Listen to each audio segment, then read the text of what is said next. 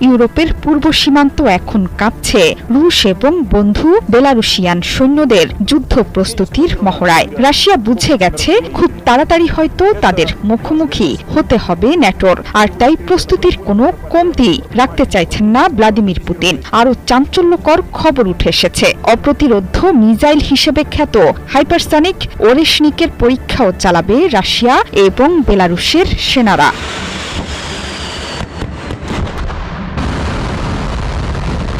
নানা ধরনের যুদ্ধ কৌশল এই মহড়ার মাধ্যমে অনুশীলন করবে রুশ বাহিনী। বিশেষ করে পূর্ব ইউরোপের এই অঞ্চলে দ্বিতীয় বিশ্বযুদ্ধের সময়ে ভয়াবহ ট্যাঙ্ক যুদ্ধ হয়েছিল।